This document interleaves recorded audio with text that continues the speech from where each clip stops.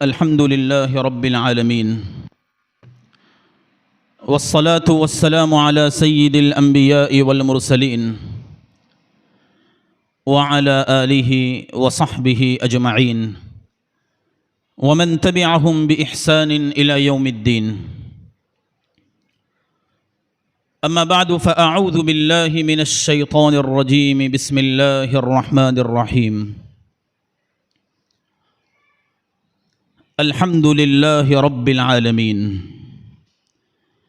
الرحمن الرحيم مالك يوم الدين.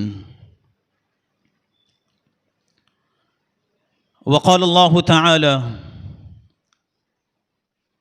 قل يا عبادي الذين أسرفوا على أنفسهم لا تقنطوا من رحمة الله.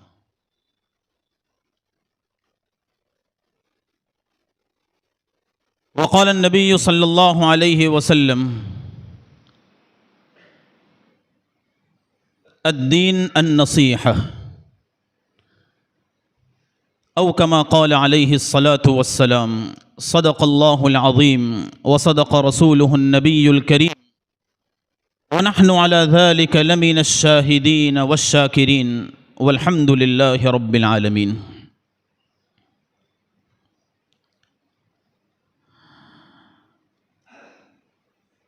کھیتیاں سرسبز ہیں تیری غذا کے واسطے، کھیتیاں سرسبز ہیں تیری غذا کے واسطے، چاند سورج اور ستارے ہیں ضیاء کے واسطے، بحر و بر شمس و قمر ماء و شمع کے واسطے، یہ جہاں تیرے لیے ہے اور تو خدا کے واسطے. محمد کی محبت دین حق کی شرط اول ہے صلی اللہ علیہ وسلم.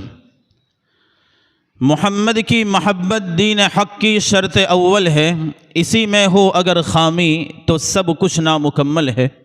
محمد کے طریقے سے قدم جو بھی ہٹائے گا کبھی منزل نہ پائے گا، کبھی رستہ نہ پائے گا. برادران محترم، عزیزان گرامی قدر، میرے معزز و مکرم دینی اسلامی بھائیو،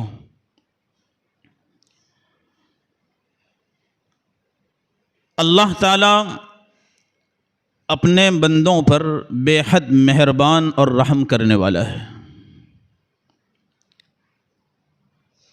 اس نے اپنی آخری کتاب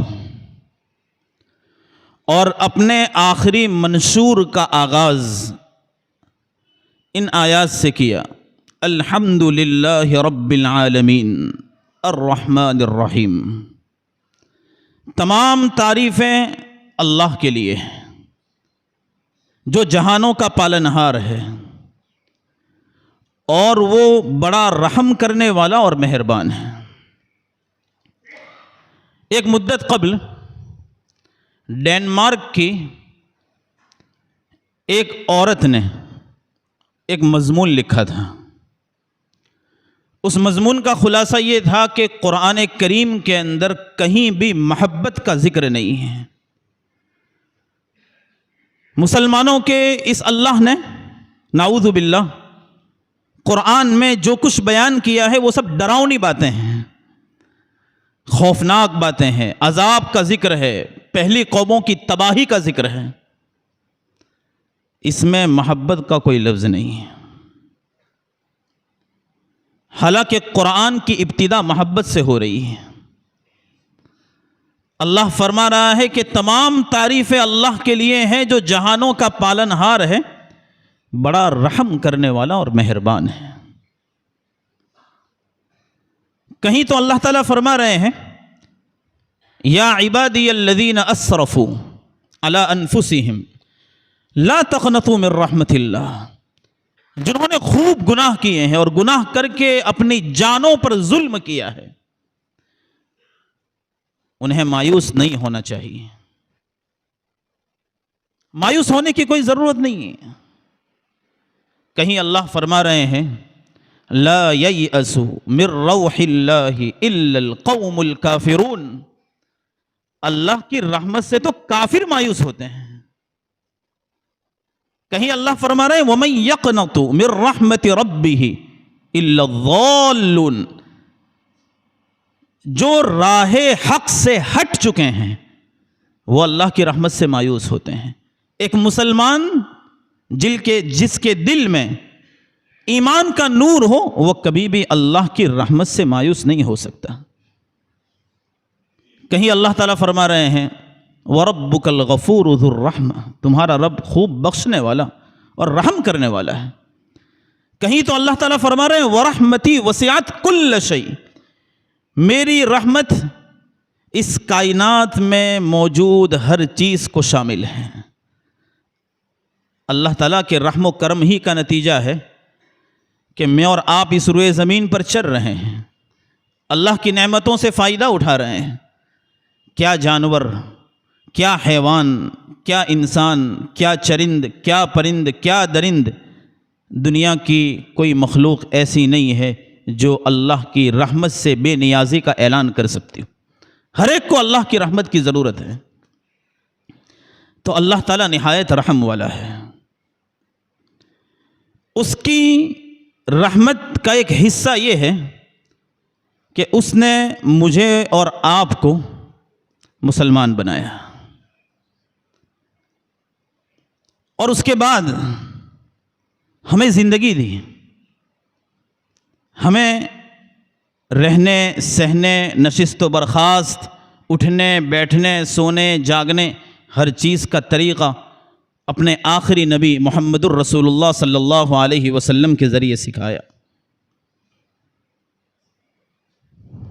ہمیں آزاد نہیں چھوڑا، ہمیں پابند کیا کہ آپ قرآن کے پابند ہو اور میرے آخری نبی محمد الرسول اللہ صلی اللہ علیہ وسلم کی سنتوں کے پابند ہو۔ اللہ تعالیٰ نے یہ جو زندگی دی ہے اس میں مجھ سے اور آپ سے دو ہی چیزوں کا مطالبہ کیا ہے۔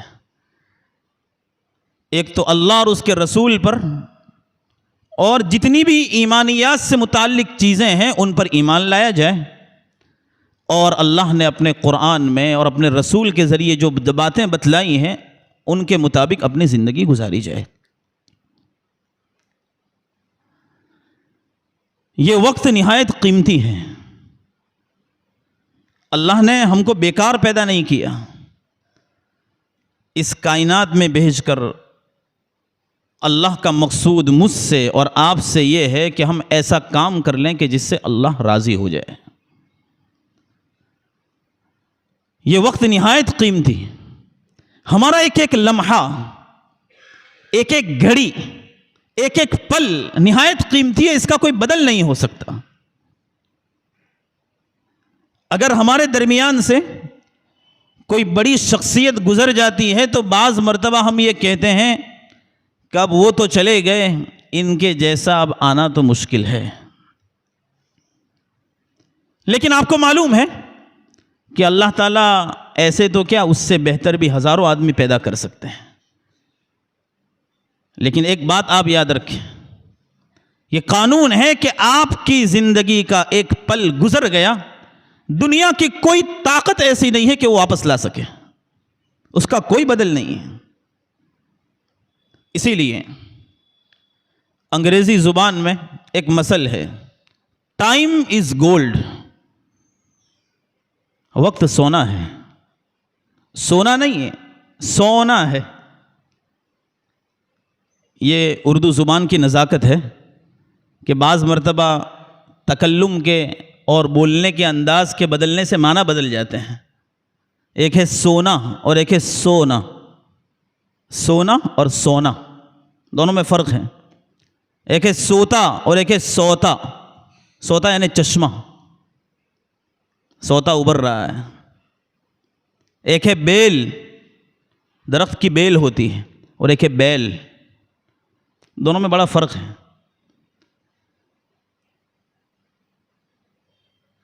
تو اللہ تعالیٰ کی رحمت بڑی وسیع ہے، اور اللہ نے یہ جو ہم کو وقت دیا ہے نہایت قیمتی ہے۔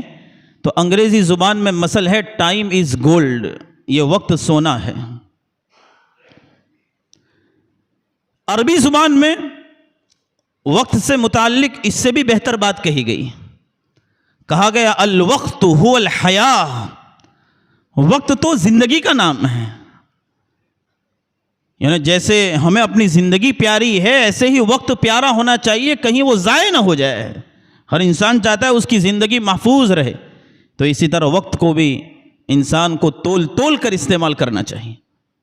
گیا وقت پھر ہاتھ آتا نہیں، سدا عیش دورہ دکھاتا نہیں، بہتے دریا میں ہاتھ دھو لو جو قطرہ گیا پھر ہاتھ آتا نہیں. ایک اور بات عرض کرتا چلوں، عربی زبان میں یہ جو زمانہ ہے اس کو عصر کہتے ہیں، اور قرآن کریم میں ایک مستقل سورت ہے جس کا نام ہے سورۃ العصر، اور اللہ تعالیٰ نے زمانے کی قسم کھائی، والعصر، زمانے کی قسم.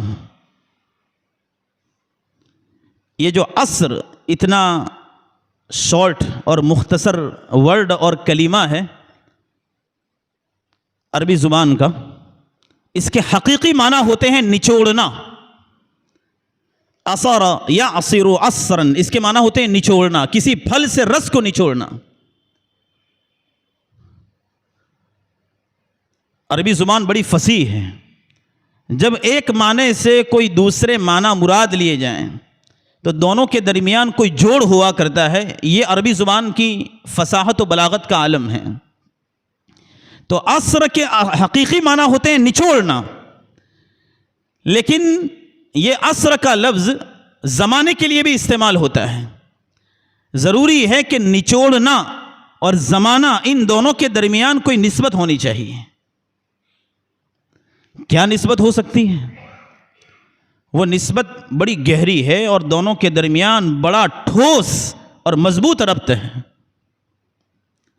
آپ کو یہ معلوم ہوگا کہ جب کسی پھل سے رس نکالا جاتا ہے، گنے کا رس، موسمبی کا رس، انار کا رس، دنیا کی کوئی طاقت اور دنیا کی کوئی مشین ایسی نہیں ہے کہ وہ نچوڑے ہوئے رس کو واپس پھل میں داخل کر سکے. آج تک کوئی ایسی ٹیکنالوجی ایجاد نہیں ہوئی. جس طرح نچوڑا ہوا رس دوبارہ پھل میں نہیں جا سکتا، اسی طرح گزرا ہوا زمانہ لوٹ کر واپس نہیں آ سکتا. یہ دونوں کے درمیان ربط ہے.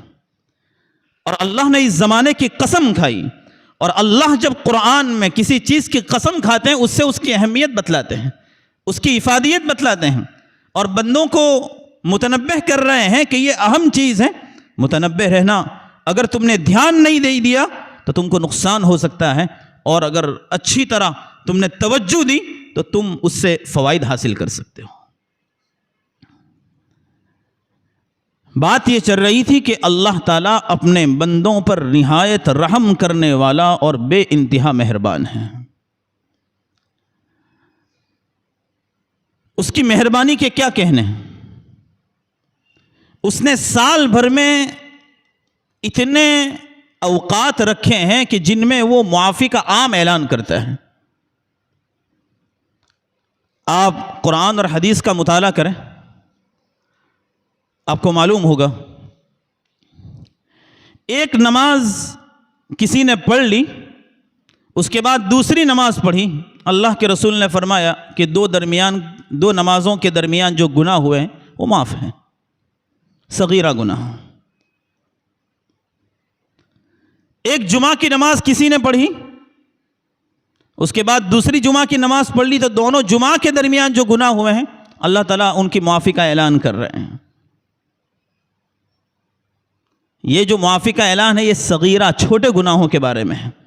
جو بڑے گناہ ہوتے ہیں وہ توبہ سے معاف ہوتے ہیں. کہیں اللہ تعالیٰ نے، اللہ کے رسول نے فرمایا کہ ایک رمضان کے روزے کسی نے رکھے، پھر آنے والے سال میں پھر رمضان کے روزے رکھے، پورے سال کے درمیان جو صغیرہ گناہ ہوئے ہیں سب معاف. یہ اللہ کی رحمت نہیں ہے تو اور کیا ہے؟ اسی طرح جمعہ کے دن جو ہفتے کی عید کہی جاتی ہے، اس سے متعلق کتنے فضائل وارد ہوئے ہیں. نبی کریم صلی اللہ علیہ وسلم نے فرمایا کہ اگر کوئی شخص اچھی طرح غسل کرے، جلدی مسجد میں آئے، امام سے قریب بیٹھے اور چل کر آئے، سواری نہ کرے، کوئی لغو بات نہ کرے اور امام سے قریب بیٹھے۔ اللہ کے رسول نے فرمایا کہ وہ اپنے گھر سے مسجد تک جتنے قدم چلا ہے، ہر قدم کے بدلے میں 1 سال کے روزے اور 1 سال تہجد پڑھنے کا ثواب ہے۔ یہ سب اللہ کی رحمت ہے۔ یہ 15ویں شعبان کی رات ہے۔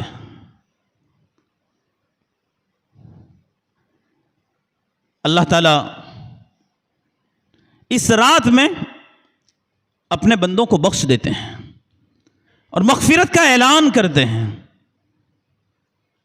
مخصوص لوگ ہیں جن کی اللہ تعالیٰ مغفرت نہیں کرتے ہیں۔ یہ سب باتیں آپ سنتے آئے ہیں، سن رہے ہیں، اس لیے میں ان پر تفصیلی گفتگو نہیں کروں گا۔ مجھے اپنی بات بھی مکمل کرنی ہے، وقت بھی بچانا ہے۔ اگر کوئی آدمی کسی کو قتل کرتا ہے، قتل کیا ہے، تو اللہ اس کو معاف نہیں کرتے ہیں۔ دل میں کوئی بغض رکھ رہا ہے، اللہ اس کو معاف نہیں کرتے۔ اور سب سے پہلے جو مشرک ہے، اللہ اس کی مغفرت نہیں کرتے۔ جو شرک کرنے والا ہے، کافر ہے، اللہ اس کو معاف نہیں کرتے۔ ورنہ اللہ تعالیٰ سارے ہی لوگوں کو معاف کر دیتے ہیں۔ مغفرت کا عام اعلان ہے۔ تو اللہ تعالیٰ نے سال بھر میں اتنے اوقات رکھے ہیں جن میں اپنی جانب سے عام معافی کا اعلان ہے کہ کوئی آ جائے اور میں اس کو معاف کر دوں۔ ہمارا دروازہ کھلا ہوا ہے۔ پھر اس کے بعد رمضان کا مہینہ آ رہا ہے، پورا مہینہ رحمتوں سے بھرا ہوا، جہنم سے خلاصی کا اعلان ہر رات، اور پورا مہینہ اللہ کی شفقتوں سے بھرا ہوا ہے۔ بے انتہا، لا تعداد، بے شمار لوگوں کی اللہ تعالیٰ اس مہینے میں مغفرت فرماتا ہے۔ میرا اور آپ کا اللہ تو اپنے بندوں پر اتنا رحیم ہے، لیکن ہمارا حال یہ ہے کہ اس رحم کرنے والے رب کا ہم لحاظ نہیں رکھتے ہیں۔ یہ ہمیں حکم دے رہا ہے نماز پڑھو، یہ ہمیں حکم دے رہا ہے روزے رکھو، یہ ہمیں حکم دے رہا ہے اگر آپ صاحب نصاب ہیں زکوٰۃ دو، یہ ہمیں حکم دے رہا ہے اگر آپ کے اندر استطاعت ہے تو حج کرو، یہ ہمیں حکم دے رہا ہے کہ جب راستے میں چلو تو اپنی نگاہوں کو جھکا کر چلو۔ مردوں کو بھی یہی حکم دے رہا ہے، عورتوں کو بھی یہی حکم دے رہا ہے۔ یہ ہمیں حکم دے رہا ہے کہ زنا نہ کرو، یہ ہمیں حکم دے رہا ہے کہ حسد نہ کرو، یہ ہمیں حکم دے رہا ہے کہ دل میں کسی سے متعلق بغض نہ رکھو۔ یہ اللہ اپنے بندوں پر اتنا رحم کرنے والا ہے، اس کا تقاضا یہ ہے کہ اس کا بندہ بھی اس کے احکام کا لحاظ رکھے۔ رحمت کے معنی یہ نہیں کہ ہم گناہ کرتے ہی رہیں اور اللہ ہم کو بخشتا ہی رہے، یہ مطلب نہیں ہے۔ جانبین سے لحاظ ہونا چاہیے، دونوں طرف سے معاملہ ہونا چاہیے۔ اللہ تو رحم کرے گا ہی، ہمیں چاہیے کہ ہم اپنے رب کے احکام کو پیش نظر رکھیں تو زیادہ سے زیادہ اللہ کی رحمت کے مستحق ہوں گے۔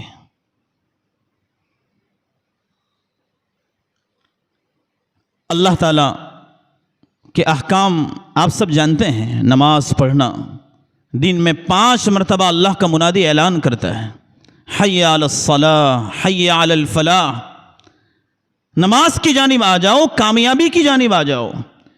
اور فجر کی اذان میں اعلان ہو رہا ہے الصلاۃ خیر من النوم، یہ نماز نیند سے بہتر ہے۔ اتنے سارے اعلانات کو سنتے ہوئے بھی ہم اپنے بستر سے کھڑے نہیں ہو رہے ہیں۔ ہمیں چاہیے کہ ہم اپنے رب کے فرمان کو سامنے رکھیں، اپنے اندر اللہ کا خوف پیدا کریں، نبی کریم صلی اللہ علیہ وسلم کی سنتوں کا احترام اور اہتمام اپنے دل کے اندر، اپنے گھرانے کے اندر، اپنے معاشرے کے اندر پیدا کرائیں۔ یہ میری اور آپ کی ذمہ داری ہے۔ تو جہاں اللہ کی رحمت کا دامن اتنا وسیع ہے، وہیں پر ہماری جانب سے الٹا معاملہ ہے کہ ہم اللہ کے احکام سے متعلق بالکل بے انتہا سست ہوتے جا رہے ہیں، غفلت برتتے جا رہے ہیں۔ اللہ اپنے بندوں کا کیسا لحاظ رکھتا ہے۔ ایک کتاب ہے مثنوی، جلال الدین رومی رحمۃ اللہ علیہ کی کتاب ہے۔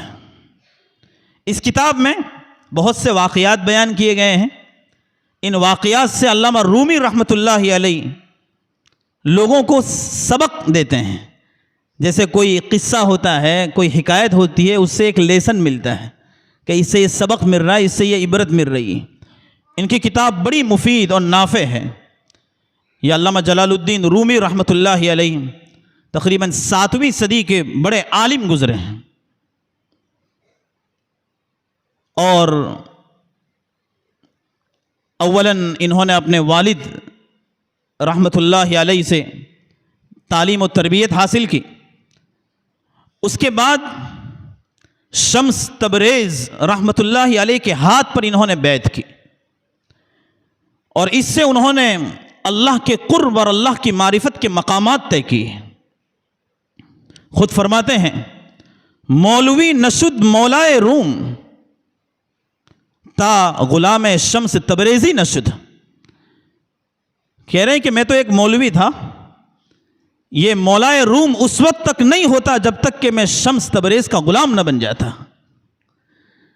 کوئی آدمی جتنا بھی علم حاصل کر لے، لیکن علم حاصل کرنے کے بعد اگر کسی اہل اللہ کے ہاتھ میں اپنا ہاتھ نہ دے، اس کے سامنے زانوئے تلمس طے نہ کرے، اور اس سے اپنا ربط قائم نہ کرے، اور اپنے باطن کی اس سے اصلاح نہ کرے، اپنے قلب کا تزکیہ نہ کرے، وہاں تک وہ صفر ہے، کچھ نہیں ہو سکتا۔ وہ ترقی کے مقامات اور اللہ کی معرفت اور اللہ کے قرب کے مقامات طے نہیں کر سکتا۔ یہ ایک سلسلہ ہے جو نبی کریم صلی اللہ علیہ وسلم سے چلا آ رہا ہے۔ تو علامہ جلال الدین رومی رحمۃ اللہ علیہ نے اللہ کے قرب اور معرفت کے مقامات شمس تبریز رحمۃ اللہ علیہ کے سامنے بیٹھ کر طے کی، اور متعدد کتابیں لکھی۔ ان کی کتاب جو سب سے زیادہ مشہور ہوئی وہ مثنوی ہے۔ ہمارے جو اکابر تھے، حکیم الامت حضرت مولانا اشرف علی تھانوی رحمۃ اللہ علیہ، ان کے مطالعے میں یہ کتاب رہتی تھی، اور آپ اس کا باضابطہ درس دیا کرتے تھے۔ اور آخری زمانے میں شاہ حکیم اختر رحمۃ اللہ علیہ جو تھے پڑوس ملک میں، انہوں نے اس کی شرح بھی لکھی ہے، وہ بھی باضابطہ اس کا درس دیا کرتے تھے۔ تو ہمارے اکابری کے پیش نظر یہ کتاب رہی ہے جس کو مثنوی کہتے ہیں۔ اس کتاب کے اندر بڑے عبرت والے قصے ہیں جن سے لوگوں کو بیدار کیا جا رہا ہے اور اللہ کی محبت کی جانب متوجہ کیا جا رہا ہے۔ علامہ جلال الدین رومی رحمۃ اللہ علیہ ترکی کا ایک مشہور شہر قونیہ، وہاں منتقل ہو گئے تھے، اور وہیں پر ان کا انتقال ہوا، اور وہیں ان کا مزار ہے۔ کچھ سالوں قبل اس احقر نے ترکی کی زیارت کی، تو ہم ان کے مزار پر گئے، اور جو کچھ ایصال ثواب کرنا تھا، جس طرح دور سے کر سکتے ہیں ویسے قریب میں جا کر بھی کیا، اور ان کے مزار کی زیارت کی۔ بڑے آدمی تھے علامہ جلال الدین رومی رحمۃ اللہ علیہ۔ وہ اپنی کتاب مثنوی کے اندر متعدد واقعات نقل فرماتے ہیں۔ میں آپ کے سامنے اس کتاب کے 3 اہم واقعات جن سے مجھے اور آپ کو بڑا سبق ملتا ہے وہ نقل کر رہا ہوں۔ انہوں نے نقل کیا ہے کہ محمود غزنوی جو ایک بادشاہ تھا، بڑا انصاف پرور، 5ویں صدی میں، 4 اور 5ویں صدی کے درمیان یہ بادشاہ گزرا ہے۔ نہایت انصاف پرور بادشاہ تھا، بڑا مجاہد تھا، اللہ کی راہ میں اپنا وقت، جان، مال خرچ کرنے والا بادشاہ، نہایت متقی اور پرہیزگار۔ اس کے بہت سے درباری تھے، بہت سے غلام تھے۔ اس کے دربار میں ایک دیہاتی آدمی آ گیا جس کا نام تھا ایاز۔ تذکرہ نگاروں نے لکھا ہے کہ یہ دیہاتی تھا، نہ کوئی تعلیم حاصل کی تھی، نہ کوئی تربیت ہوئی تھی، نہ شاہی آداب کو وہ جانتا تھا، محمود غزنوی نے اس کو اپنا غلام بنا لیا. یہ غلام بن کر رہا اور محمود غزنوی کی ایسی خدمت کی کہ جتنے بھی درباری تھے سب میں اعلیٰ مقام پا گیا. ظاہر سی بات ہے کہ معاصرین کے اندر اگر کوئی آدمی بہت آگے بڑھ جائے تو لوگ اس سے حسد کرنے لگتے ہیں. ان درباریوں میں یہ ایاز کو ایک مقام حاصل ہو گیا تو دوسروں کو حسد ہونے لگا کہ یہ آج کل کا آیا ہوا اور ہم سے آگے بڑھ رہا ہے. آگے بادشاہ اس کو اپنے قریب کر رہے ہیں, اپنے بازو میں بٹھا رہے ہیں, اس کا ایک مقام ہے. انہوں نے سوچا کہ کسی بھی طرح بادشاہ کے کان میں بات ڈال کر اس سے متعلق بادشاہ کا ذہن خراب کرنا چاہیے. انہوں نے جا کر بادشاہ کے سامنے صاف بات کی کہ ہم اتنے پرانے لوگ ہیں, یہ تو بعد میں آیا, کچھ دنوں سے خدمت کر رہا ہے اور اس کا یہ مقام آپ کے نزدیک ہے. بادشاہ نے کوئی جواب نہیں دیا اور کہا کہ میں اس کا جواب بعد میں دوں گا. اور بادشاہ نے مختلف طریقوں سے ان کو جواب دیا. چنانچہ ایک مرتبہ بادشاہ نے سارے درباریوں کو بلایا, اس میں ایاز بھی تھا, اور ہر ایک کے ہاتھ میں ایک کڑوا پھل دے دیا اور سب سے کہا کہ یہ کھاؤ. انہوں نے کھانا شروع کیا تو یہ کھاتے کڑوا لگتا تو پھینک دیتے ہیں. ہر ایک نے پھینکنا شروع کیا. ایاز ہے کہ سکون اور اطمینان کے ساتھ وہ پھل کھاتا جا رہا ہے. بادشاہ نے کہا کیا بات ہے, یہ سب تو پھل کو پھینک رہے ہیں اور تو آسانی کے ساتھ کڑوا ہونے کے باوجود کھا رہا ہے. ایاز نے جواب دیا کہ بادشاہ سلامت, میں نے ہمیشہ آپ کے میٹھے لقمے کھائے ہیں, ایک مرتبہ اگر کڑوا لقمہ مل گیا تو میرا جی نہیں چاہتا کہ میں اس کو پھینک دوں. اس کے ذریعے علامہ جلال الدین رومی رحمۃ اللہ علیہ سارے انسانوں کو یہ سبق دینا چاہتے ہیں کہ جو رب ہمیشہ آپ کو اپنی نعمتوں سے سرشار رکھتا ہے, مالا مال رکھتا ہے, آپ اللہ کی نعمتوں سے فائدہ اٹھاتے ہو, اگر کبھی مصیبت آ جائے تو شکوہ اور شکایت مت کرنا. آج امت مسلمہ حالات میں ہے, عالمی سطح کے اوپر حالات ہیں. ہمارے اس ملک کے اندر اندرونی طور پر مختلف قسم کے پلاننگ, پروپیگنڈے اور سازشیں کی جا رہی ہیں. پورا ایک پلان ہے جن کو یہ ایک پکچر کی طرح چلانا چاہتے ہیں.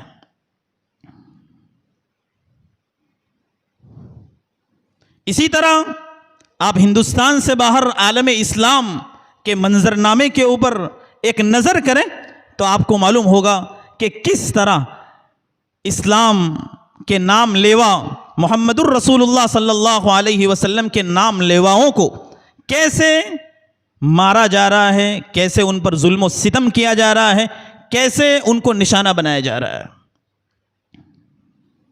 اس موقع پر ضرورت ہے کہ ہم اللہ کی جانب رجوع کریں اور صبر سے کام لیں. اور آپ کو معلوم ہونا چاہیے کہ صبر یہ نہیں ہے کہ کوئی ہم کو تماچا مارے تو ہم اس کو اپنا دوسرا گال بھی دے دیں کہ اور مارو. صبر اسی کا نام نہیں ہے. صبر نام ہے اللہ نے جو احکام ہمیں دیے ہیں ان کو بجا لانا, اور جن باتوں سے روکا ہے ان سے رک جانا, اس کو بھی صبر کہتے ہیں. اللہ کی جانب سے کوئی مصیبت آئے اس پر صبر کرنا اور اللہ کی بارگاہ میں شکوہ شکایت نہ کرنا. مثلا یہ کہنا کہ میں ہی ملا اللہ کو, میرا ہی بچہ ملا, میری ہی اہلیہ ملی, میرے ہی ماں باپ ملے, یہ اللہ کی بارگاہ میں نہایت قبیح کلمات ہیں جن سے انسان ایمان سے بھی نکل جاتا ہے. تو صبر کرنا جس کو صبر جمیل کہتے ہیں, کسی قسم کی شکایت نہ ہو, کسی قسم کا شکوہ نہ ہو. اور اسی طرح اگر آپ کوئی عبادت کر رہے ہیں تو ان پر جمے رہنا, اس کو بھی صبر کہتے ہیں. تو اس صبر کی آج ضرورت ہے. کبھی ہمیں بلندی حاصل تھی, اگر آج ہم اپنے آپ کو پستی میں دیکھ رہے ہیں تو آپ کو گھبرانے کی ضرورت نہیں ہے. وَأَنِيبُوا الی اللہ، آپ اللہ کی جانب رجوع کیجئے، انشاءاللہ فتح ہماری ہوگی۔ ہر خزاں کے بعد بہار ہوتی ہے، اور یہ بھی یاد رکھیں کہ صبح کاذب کے بعد صبح صادق ہوتی ہے۔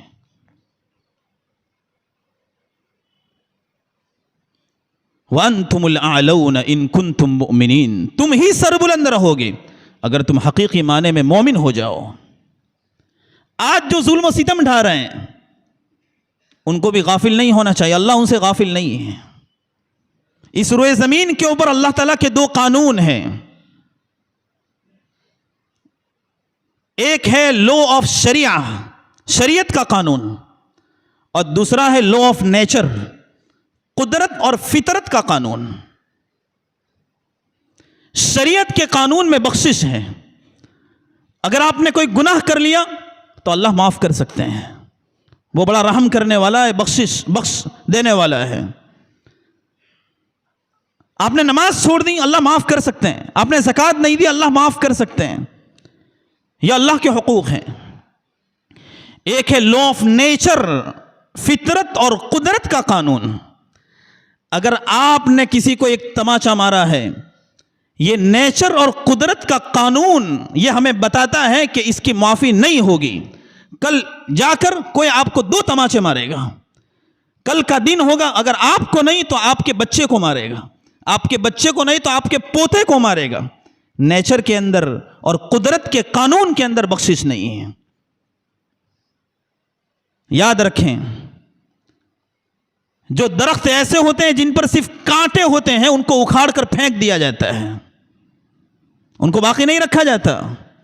اسی طرح جو لوگوں کے لیے اس روئے زمین پر کانٹے بنے ہوئے ہیں اور لوگوں کی زندگی کو دوچار کر رہے ہیں اور لوگوں کو ظلم و ستم کی چکی میں پیس رہے ہیں، چاہے معاشرتی اعتبار سے ہو، چاہے مالی اعتبار سے ہو، چاہے مذہبی اعتبار سے ہو، کسی بھی طریقے سے ہو، ان کو معلوم ہونا چاہیے کہ قدرت کے قانون میں بخشش نہیں ہے۔ اللہ آپ کو ڈھیل دے رہا ہے، آج نہیں تو کل آپ کی باری ہے۔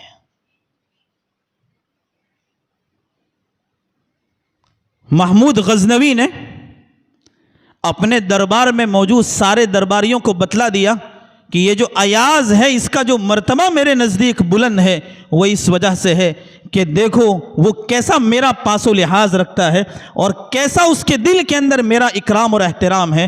وہ اکرام اور احترام دوسرے درباریوں کے دلوں میں نہیں ہے، آپ کے دلوں میں نہیں ہے۔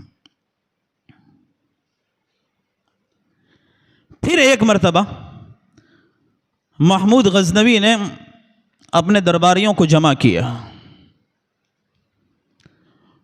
اور ان کو ایک ہیرا دیا۔ ہیرا بڑا قیمتی ہوتا ہے اور وہ ہیرا نہایت قیمتی تھا۔ ہر ایک کے ہاتھ میں ایک ہتھوڑا دے دیا اور کہا کہ اس کو توڑ دو۔ درباری یہ سمجھے کہ یہ ہماری عقل کا امتحان لینا چاہتے ہیں، اس کو توڑ دیں گے تو ہم فیل ہو جائیں گے۔ ہر ایک کے ہاتھ میں ہتھوڑا گیا، کسی نے نہیں توڑا۔ اتنی قیمتی چیز اس کو توڑا جائے؟ جب یہ ہتھوڑا ایاز کے پاس پہنچا تو ایاز نے لیا اور اس کے ٹکڑے ٹکڑے کر دیے۔ بادشاہ نے کہا ایاز یہ کیا کیا آپ نے؟ کہ بادشاہ سلامت، یہ جو دوسرے درباری ہیں ان کے دلوں میں اس ہیرے کی قیمت ہے، میرے نزدیک آپ کے حکم کی قیمت اس ہیرے سے بھی بڑھ کر ہے۔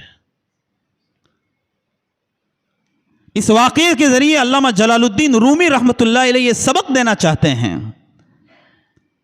کہ دنیا کا کوئی بھی کام آ جائے، دنیا کے کسی بھی آدمی کا کوئی بھی آرڈر آ جائے اور دوسری طرف اللہ کا حکم ہو، اللہ کا آرڈر ہو، تو آپ کو اسے فوقیت دینا چاہیے، اسے آگے رکھنا چاہیے۔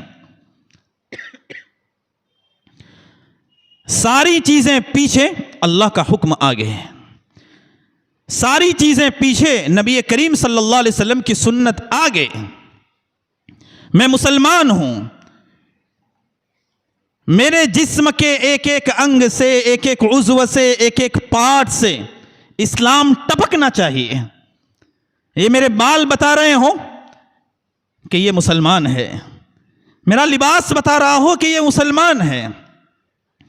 صرف مردوں سے یہ مطالبہ نہیں ہے، ہماری عورتوں سے بھی یہی مطالبہ ہے۔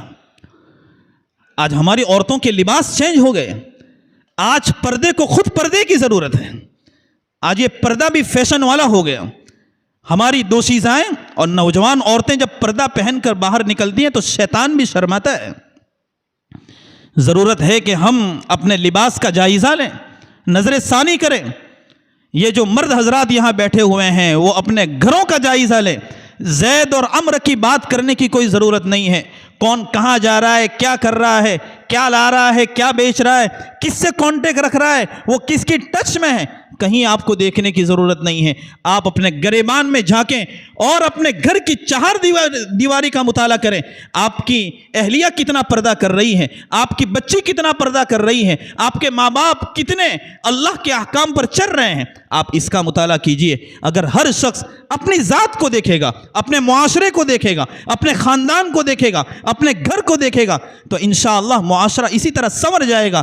آج جو خرابیاں پیدا ہو رہی ہیں وہ اس لیے ہو رہی ہیں کہ عبد الاحد یہ عبد الاحد کو نہیں دیکھ رہا ہے, یہ زید کو دیکھ رہا ہے, یہ عمر کو دیکھ رہا ہے, یہ فیضان کو دیکھ رہا ہے, یہ فلاں کو اور فلاں کو اور فلاں کو دیکھ رہا ہے. اس کی وجہ سے یہ ساری خرابیاں پیدا ہو گئی. حالانکہ ہم کو کہا گیا کہ آپ اپنی اصلاح کیجئے. جب آپ اپنی اصلاح کریں گے تو انشاءاللہ تعالی ہر شخص اسی طرح اپنی اصلاح کرے گا تو معاشرہ اسی طرح سنور جائے گا اور معاشرے کی اس طرح ترقی ہوگی. آج جو تنزلی ہو رہی ہے وہ اس وجہ سے ہو رہی ہے کہ ہم اپنی اصلاح کی جانب متوجہ نہیں ہو رہے ہیں.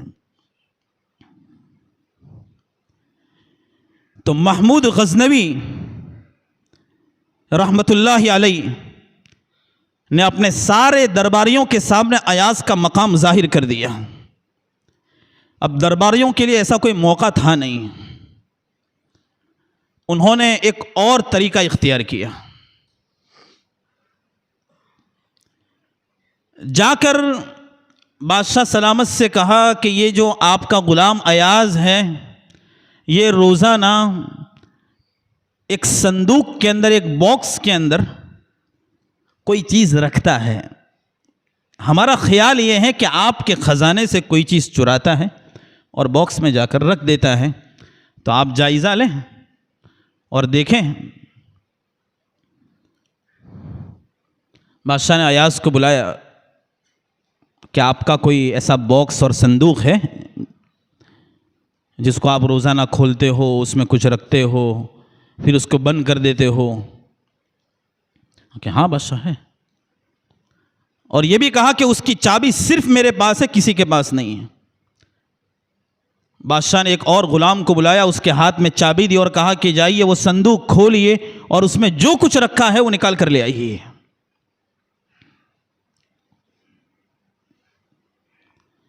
جب صندوق کھولا تو اس میں سے دو چیزیں ملی ہیں. ایک تو نہایت پرانا کپڑا تھا, قمیص نہایت پرانی جس میں پیون لگے ہوئے تھے, اور ایک نہایت پرانا جوتا تھا جو جگہ جگہ سے سلا ہوا تھا.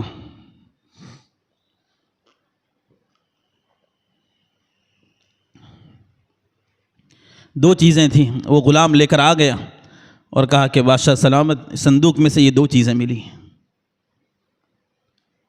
سلطان محمود غزنوی رحمۃ اللہ علیہ نے ایاز سے کہا کہ یہ صندوق کھول کر ان دونوں چیزوں سے آپ کیا کرتے ہو؟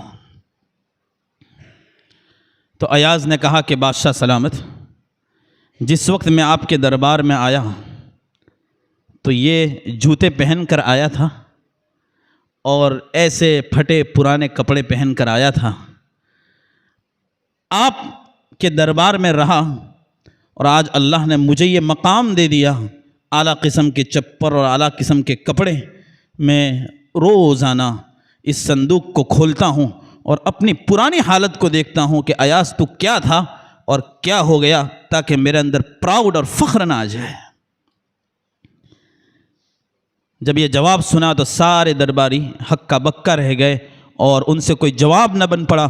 اس واقعے کے ذریعے علامہ جلال الدین رومی رحمۃ اللہ علیہ سارے ہی لوگوں کو یہ پیغام دینا چاہتے ہیں کہ انسان کو چاہیے کہ اگر اسے تنگ دستی اور فقر کے بعد خوشحالی حاصل ہو جائے تو تو کبھی بھی پراؤڈ اور فخر نہیں کرنا چاہیے، اپنی پرانی حالت پر نظر رکھنی چاہیے اور اللہ سے کبھی بھی غفلت نہیں برتنی چاہیے۔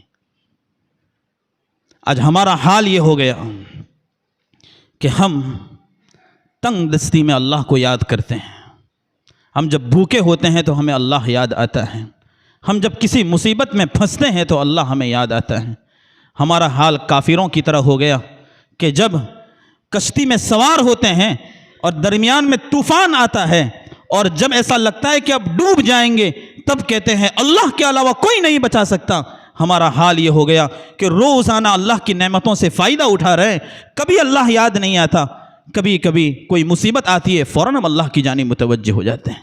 زلزلہ آ گیا مسجدیں بھر گئی، 15ویں شعبان آ گئی مسجدیں بھر گئی، رمضان آیا مسجدیں بھر گئی۔ یہ تو ایسا ہو گیا کہ ہم کبھی اللہ کو یاد کرتے ہیں کبھی نہیں کرتے ہیں، کبھی کرتے ہیں کبھی نہیں کرتے ہیں۔ مصیبت آتی ہے تو کرتے ہیں، اور جب راحتیں نصیب ہوتی ہیں، چین کی نیند آ رہی ہے تو ہم اللہ کو بھول جاتے ہیں۔ فَاذْكُرُونِي أَذْكُرْكُمْ، تم مجھے یاد کرو میں تم کو یاد کروں گا۔ فَاذْكُرُونِي أَذْكُرْكُمْ، کتنی محبت والی آیت ہے۔ اللہ تعالیٰ فرما رہے ہیں تم مجھے یاد کرو، اس کا انعام یہ ہے کہ میں تم کو یاد کروں گا۔ تم اس زمین پر مجھے یاد کرو گے، میں آسمانوں پر تم سے بہتر بندے فرشتوں کے درمیان تم کو یاد کروں گا۔ تم مجھے نعمتوں میں یاد کرو گے تو میں تم کو مصیبتوں میں یاد کروں گا۔ تم مجھے خوشحالی میں یاد کرو گے تو بدحالی میں تم کو یاد کروں گا۔ تم مجھے میرے احکام پر عمل کے ذریعے یاد کرو گے تو میں مغفرت کے ذریعے تم کو یاد کروں گا۔ علامہ جلال الدین رومی رحمۃ اللہ علیہ نے اپنی کتاب کے اندر بے شمار واقعات نقل کیے ہیں، لیکن ان میں یہ 3 واقعات نہایت اہم ہیں جن سے ہمیں سبق ملتا ہے کہ ہمیں اپنے اللہ سے تعلق مضبوط رکھنا چاہیے، ہمیشہ اللہ کو یاد کرنا چاہیے، اپنی زبان سے بھی اللہ کو یاد کریں، دل سے بھی اللہ کو یاد کریں، اور اس کے لیے ضروری ہے کہ ہم کسی اللہ والے کے ہاتھ میں ہاتھ دے دیں اور ذکر اللہ میں مشغول رہیں، اور اس کے ساتھ ساتھ نمازوں کا اہتمام کریں، تسبیحات کا اہتمام کریں، تاکہ اس فتنوں کے دور میں ہم دوسرے فتنوں سے محفوظ رہیں اور علماء حق، اہل حق اور اہل سنت والجماعت کے مسلک کے اوپر ہم اچھی طرح جمے رہیں۔ اس میں ہماری کامیابی ہے، اسی میں ہماری نجات ہے، اسی میں سب کچھ رکھا ہوا ہے۔ آپ دیکھیں خواجہ عزیز الحسن مجذوب رحمۃ اللہ علیہ کی بات مجھے یاد آ گئی اور ان کا واقعہ مجھے یاد آ گیا۔ خواجہ عزیز الحسن مجذوب رحمۃ اللہ علیہ ڈپٹی کلیکٹر تھے، اور اس کے بعد انہوں نے حضرت حکیم الامت مولانا اشرف علی تھانوی رحمۃ اللہ علیہ کے ہاتھ پر بیعت کی۔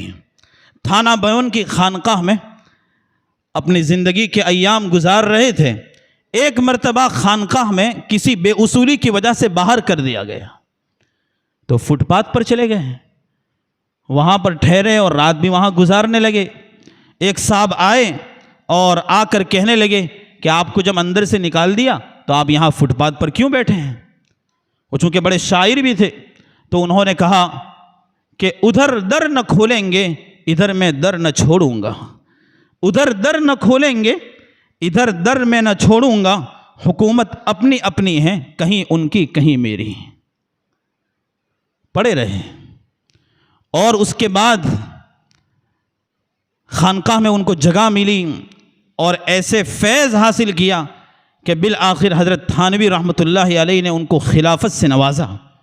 جب وہ خانقاہ سے رخصت ہو رہے تھے تو انہوں نے یہ اشعار کہے تھے: نقش بتاں مٹایا دکھایا جمال رب، نقش بتاں مٹایا دکھایا جمال حق، آنکھوں کو آنکھ دل کو میرے دل بنا دیا۔ دنیا کی ساری چیزوں کی محبت نکال کر اللہ کی محبت دل میں داخل کر دی، اور اس دل کو حقیقی دل اور اس آنکھ کو حقیقی آنکھ بنا دیا، اور فرمایا کہ آہن کو سوز دل سے نرم کیا آپ نے۔ میرا دل تو بالکل لوہا بنا ہوا تھا، آپ نے اپنے دل کی تپش میرے دل پر ڈالی اور وہ نرم ہو گیا۔ آہن کو سوز دل سے نرم کیا آپ نے، نا آشنائے درد کو بسمل بنا دیا۔ میرے دل میں تو کوئی درد نہیں تھا، آپ نے مجھے درد والا بنا دیا۔ بزرگوں کی جو توجہات ہوتی ہے ایک نظر سے وہ دنیا بدل دیتے ہیں۔ ہمیں چاہیے کہ ہم اچھے لوگوں کی صحبت اختیار کریں، اللہ والوں کی صحبت اختیار کریں۔ مالداروں کی صحبت سے مال کی محبت آئے گی، اور اللہ والوں کی صحبت سے اللہ کی محبت آئے گی۔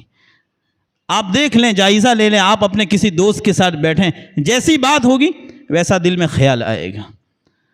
تو آپ اللہ والوں کے پاس بیٹھیں گے، اچھے لوگوں کی صحبت میں بیٹھیں گے تو اچھے خیالات آئیں گے اور اچھی باتیں آپ کے دل میں آئیں گی۔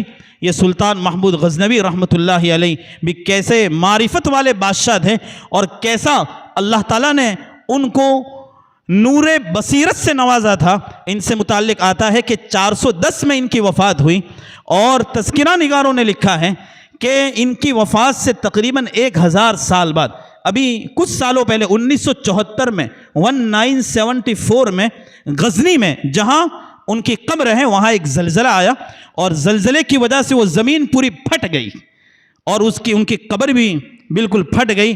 اس کے بعد اس وقت کا جو بادشاہ تھا، ظاہر مرحوم یا اس طرح کا کچھ نام تھا، اس نے حکم دیا کہ اس قبر کی مرمت کی جائے۔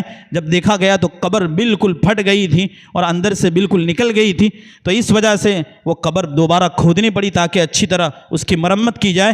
جب اس کو کھودا گیا تو اس میں جو صندوق تھا، جو کفن تھا، جو محمود غزنوی تھے، ایسا لگتا تھا کہ ابھی 1 منٹ قبل ان کو دفن کیا گیا ہے۔ ایک بادشاہ 33 سال تک حکومت کی، انصاف کا پرچم لہرایا، اور کئی ملکوں کو فتح کیا، اور تقوی کے ساتھ زندگی گزاری۔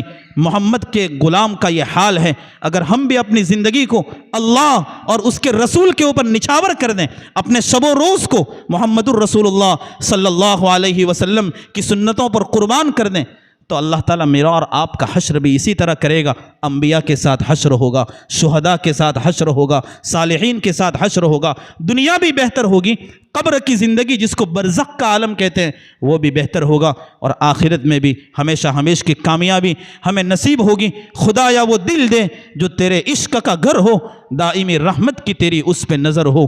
دل دے کہ تیرے عشق میں یہ حال ہو اس کا کہ محشر میں اگر شور ہو تو بھی نہ خبر ہو۔ وآخر دعوانا ان الحمد للہ رب العالمین۔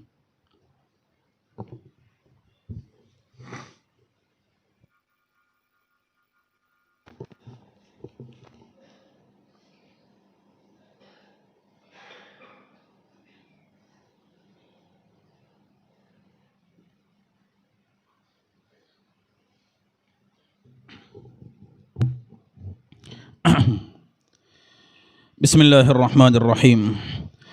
سبحانک اللہم و بحمدک و تبارک اسمک و تعالی جدک و لا الہ غیرک۔ اللہم صلی علی سیدنا مولانا محمد وعلی آل سیدنا مولانا محمد وبارک وسلم۔ اللہم ربنا ظلمنا انفسنا وإن لم تغفر لنا وترحمنا لنکونن من الخاسرین۔ اللہم انا نسألک علما نافعا ورزقا واسعا وعملا متقبلا وشفاء من كل داء۔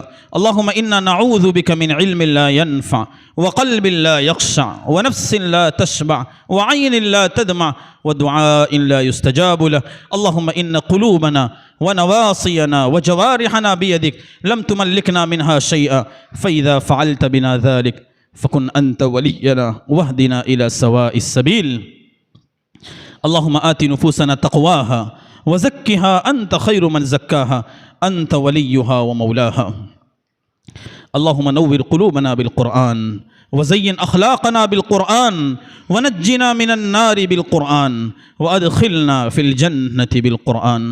اللهم اجعل القرآن لنا في الدنيا قرينا وفي القبر مونسا وعلى الصراط نورا وفي الجنة رفيقا ومن النار سترا وحجابا وإلى الخيرات كلها دليلا، فاكتبنا على التمام وارزقنا أداء بالقلب واللسان وحب الخير والسعادة والبشارة من الإيمان۔ مولا کریم، ہم گنہگار ہیں، مجرم ہیں، خطا کار ہیں، معصیت کے پتلے ہیں۔ یا اللہ، جسم کا ایک ایک پارٹ، ایک ایک انگ اور ایک ایک عضو گنہگار ہیں۔ یا اللہ، دن کے اجالے میں، رات کے اندھیرے میں بڑے پاپ کیے ہیں، بڑی نافرمانیاں کی ہیں۔ یہ تیری پاکیزہ زمین ہمارے گناہوں سے ملوث اور ناپاک ہو چکی ہے۔ مولا کریم، بڑی نافرمانیاں کی ہیں، بڑے پاپ کیے ہیں۔ یا اللہ یہ ہاتھ جو تو نے اس لیے دیے تھے کہ کسی یتیم پر رکھے جاتے ہیں، اس سے خیر کے کام کیے جاتے ہیں، بڑے گندے کاموں میں استعمال ہوئے ہیں۔ یا اللہ یہ جو تیرے پیر ہیں، جو تیری بڑی بڑی نعمت ہے، یا اللہ غلط جگہوں پر اٹھے ہیں، یہ آنکھیں ہیں، یہ تیری بڑی دولت ہے، ہم نے ناجائز کاموں میں استعمال کی ہیں، گندی تصویریں دیکھی ہیں، یا اللہ گندی چیزوں کو، گندی جگہوں کو دیکھا ہے۔ یا اللہ بڑے پاپ کیے۔ مولا یہ زبان جس کے ذریعے تیرے سامنے ہم مانگ رہے ہیں، سوال کر رہے ہیں، یہ زبان بھی اس قابل نہیں ہے کہ تیرے سامنے اٹھائی جائے۔ مولا کریم یہ زبان بھی بڑی گنہگار ہے، بڑی گالیاں اور بڑے نافرمانی والے کام اس زبان کے ذریعے کیے ہیں۔ مولا کریم جھوٹ بولا ہے، دھوکے دیے ہیں، غیبتیں کی ہیں۔ مولا کریم جسم کے سارے ہی اعضاء گنہگار ہیں۔ مولا کریم سارے ہی اعضاء گنہگار ہیں۔ تیرے سامنے ہم اقراری مجرم ہیں، تو ہم کو ہم سے زیادہ جانتا ہے۔ یا اللہ ہمارے شب و روز تیرے سامنے ہیں، تیرے سامنے ہماری کوئی چیز چھپی ہوئی نہیں ہے۔ یا اللہ یہ تیرا بڑا فضل ہے کہ تو نے ستاری کا معاملہ کر رکھا ہے۔ اگر ہمارے گناہ لوگوں کے سامنے ظاہر ہو جائیں تو لوگ ہمیں پتھر مار مار کر مار دیں۔ یا اللہ ہم اس زمین پر رہنے کے قابل نہیں ہیں۔ یہ تیرا رحم ہے، تیرا کرم ہے، جس کے سائے میں ہم زندگی گزار رہے ہیں۔ مولا کریم بڑے پاپی ہیں، گنہگار ہیں، تیرے سامنے دستے سوال دراز کیے ہوئے ہیں۔ ہمارے در پر بھکاری آتے ہیں، مانگنے والے آتے ہیں، اگر ہم ان کو ویسا ہی لوٹا دیں مولا کریم ہمیں شرم آتی ہے۔ کسی سخی کے در پر کوئی فقیر آ جائے اسے شرم آتی ہے کہ اس کو نامراد لوٹا دے۔ تو سخیوں کا سخی ہے، تو داتاؤں کا داتا ہے، تو محسنین کا محسن ہے، تو رب العالمین سارے جہانوں کا پالنہار ہے۔ تو نے خود کہا کہ میں بڑا رحم کرنے والا مہربان ہوں۔ مولا کریم تجھے تیری رحم کا واسطہ، تجھے تیری رحمت کا واسطہ، تجھے تیرے غفور الرحیم ہونے کا واسطہ۔ مولا کریم ہم نے آج تیرے سامنے ہاتھ پھیلا دیے، ہمارا تیرے علاوہ کوئی نہیں ہے۔ یا اللہ یہ مغرب کے بعد رات شروع ہو چکی اور رات کا ایک حصہ گزر چکا۔ دنیا کے بادشاہوں کے دربار اور ان کے دروازے رات میں بند ہو جاتے ہیں، ایک تیرا دروازہ ہے، ہمیں یقین ہے کہ یہ ہمیشہ کھلا رہتا ہے۔ مولا کریم ہم نے اسی امید پر تیرے سامنے ہاتھ پھیلائے ہیں، خالی جھولی لے کر آئے ہیں۔ مولا کریم حقیقت میں تیرے در کے سائل ہیں، تیرے در کے علاوہ ہمارا کوئی در نہیں ہے، تیرے گھر کے علاوہ ہمارا کوئی گھر نہیں ہے۔ مولا کریم اپنے فضل و کرم سے ہمیں معاف فرما دے۔ یا اللہ ہمیں معاف فرما دے، ہمارے گناہوں پر عفو اور معافی کا قلم پھیر دے۔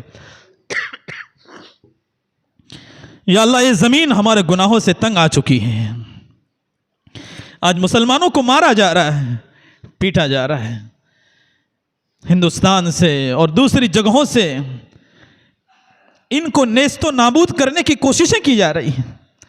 یا اللہ ہمیں اقرار ہے کہ یہ ہمارا جرم ہے، ہم نے تجھے بہت ناراض کیا ہے۔ یہ زمین اور یہ آسمانوں کے تیور بتلا رہے ہیں کہ تو ہم سے ناراض ہیں۔ مولا کریم تو ہم سے راضی ہو جا، تو ہم سے راضی ہو جا، تو ہم سے راضی ہو جا، ہمارے گناہوں کو معاف کر دے۔ یا اللہ مسلمانوں پر رحم فرما، امت مسلمہ پر رحم فرما، امت کی ذلت کو عزت سے بدل دے، امت کی گمراہی کو ہدایت سے بدل دے، امت کی تنزلی اور انحطاط کو رفعت اور بلندی سے بدل دے۔ جہاں کہیں امت مسلمہ پریشان حال ہے ان کی پریشانیوں کو دور فرما۔ مولا کریم ابھی قریبی زمانے میں اسلامی ملک ترکی اور شام کے اندر جو زلزلہ آیا، ہزاروں لوگ ملبے کے نیچے دب کر تیرے دربار میں پہنچ چکے ہیں، جام شہادت نوش کیا ہے۔ مولا کریم ہم تو ایک مرتے ہوئے کتے کو بھی نہیں دیکھ سکتے ہیں، یہ ہمارے مسلم بھائی ہیں، ہم تیرے سامنے دستے سوال دراز کیے ہوئے ہیں۔ یا اللہ تو ان کی مدد فرما، جو حضرات باقی رہ گئے ان کو صبر جمیل عطا فرما، جن کے خاندان لٹ چکے ہیں، برباد ہو چکے ہیں، یا اللہ ان کو نعم البدل عطا فرما، ان کو نعم البدل عطا فرما۔ جو کچھ ان کا گیا ہے ان سے بہتر چیزیں ان کو لوٹا دے، ان سے بہتر چیزیں ان کو لوٹا دے، بہتر گھر لوٹا دے، بہتر خاندان لوٹا دے، بہتر اہل خانہ لوٹا دے، بہتر اولاد لوٹا دے۔ تیرے قبضے قدرت میں سب کچھ ہے، تو ہر چیز کا مالک ہے، تو جب لینا چاہے لے سکتا ہے، اور جب دینا چاہے تجھے کوئی پوچھنے والا نہیں ہے۔ مولا کریم اپنے فضل و کرم سے دنیا اور آخرت کی خیر ہم سب کو نصیب فرما، دنیا اور آخرت کی خیر ہم سب کو نصیب فرما، دنیا اور آخرت کی خیر ہم سب کو نصیب فرما۔ ہمارے بیماروں کو شفا عطا فرما، ہمارے مرحومین کی مغفرت فرما۔ یا اللہ، جو حضرات بے قصور قید و بند کے شکار ہیں، اپنے فضل و کرم سے آسانی کے ساتھ رہائی مقدر فرما۔ جو حضرات قرضوں میں مبتلا ہیں اور باضابطہ دعاؤں کے لیے جنہوں نے کہا ہے، اپنے فضل و کرم سے ان کی قرضوں کی ادائیگی کی سبیل پیدا فرما دے، ان کی قرضوں کی ادائیگی کی سبیل پیدا فرما دے۔ مولا کریم جو حضرات بے شادی شدہ ہیں ان کو بہتر سے بہتر رشتے نصیب فرما دے۔ جو ان حضرات کی شادی ہو چکی ہیں لیکن اولاد نہیں ہے، اولاد کے خواستگار ہیں، اپنے فضل و کرم سے ان کو نیک صالح اولاد نصیب فرما۔ جن کے اولاد ہے لیکن نرینہ اولاد کے وہ طلبگار ہیں، ان کو نرینہ اولاد نصیب فرما دے۔ جن کے اولاد ہیں لیکن اولاد کی نافرمانی سے وہ بے چین ہو چکے ہیں، بیزار ہو چکے ہیں، اپنے فضل و کرم سے یا اللہ ان کی اولاد کو تیرے احکام کا پابند بنا دے، ان کی اولاد کو ان کی آنکھوں کی ٹھنڈک بنا دے، اہل خانہ کی آنکھوں کی ٹھنڈک بنا دے، ان کو راہ راست پر گامزن کر دے۔ مولا کریم ہمیں اپنا خصوصی تعلق نصیب فرما دے، تیرے پیارے رسول صلی اللہ علیہ وسلم سے سچا پکا تعلق اور عشق نصیب فرما دے، تیرے پیارے رسول کی سنتوں پر ہمیشہ عمل پیرا ہونے کی توفیق عطا فرما دے۔ مولا کریم ہمیں ولایت خاصہ عطا فرما، ولایت عامہ عطا فرما، قرآن سے والہانہ تعلق ہمیں نصیب فرما، مقبول تلاوت کی ہمیں توفیق عطا فرما، محبت قرآن، مودت قرآن، حلاوت قرآن اور تراوت قرآن ہم سب کو نصیب فرما، علوم قرآن سے ہم سب کو مالا مال فرما، عمل بالقرآن کی دولت بے بہا سے ہم سب کو مالا مال فرما۔ مولا کریم اپنے فضل و کرم سے ہمیں قرآن سے محبت پیدا فرما دے، ہمیں عافیت کے ساتھ رمضان تک پہنچا دے، اور آنے والے رمضان کو ہم سب کے لیے خیر و برکت کا باعث بنا دے۔ تمام روزوں کو ادا کرنے کی توفیق عطا فرما، تراویح کے اہتمام کی توفیق عطا فرما، پنجگانہ نمازوں کے اہتمام کی توفیق عطا فرما۔ رمضان جیسے مہینے میں تیری نافرمانیوں سے ہماری حفاظت فرما، تجھے راضی کرنے والے اعمال کی ہم سب کو توفیق عطا فرما۔ جن حضرات نے دعاؤں کے لیے کہا ہے تمام کی جائز تمنائیں پوری فرما۔ یہ جو مجمع بیٹھا ہوا ہے بڑی امیدوں کے ساتھ بیٹھا ہوا ہے، اپنے فضل و کرم سے ان کی تمنائیں پوری فرما، مقاصد حسنہ میں کامیاب فرما، تمام کو تیری شریعت کا 100% پابند بنا دے، اور تیرے پیارے رسول صلی اللہ علیہ وسلم کی سنتوں پر عمل کرنے والا بنا دے۔ تیرے پیارے رسول نے جتنی بھی خیر مانگی ہے وہ تمام خیر ہم سب کو اور پوری امت مسلمہ کو نصیب فرما، اور جن شرور و فتن سے پناہ چاہیے ہیں ان شرور و فتن سے ہم سب کی اور پوری امت مسلمہ کی حفاظت فرما۔ جو کچھ مانگا وہ بھی عطا فرما، اور جو مانگنے سے رہ گیا وہ بھی عطا فرما۔ ہم نے اپنی حیثیت سے مانگا ہے، تو اپنی شائن شان عطا فرما۔ ہماری دعاؤں کو اپنے فضل و کرم سے اپنی بارگاہ میں تیرے پیارے رسول صلی اللہ علیہ وسلم کے صدقے طفیل میں مقبول و منظور فرما۔ سبحان ربک رب العزت عما یصفون، وسلام علی المرسلین والحمد للہ رب العالمین۔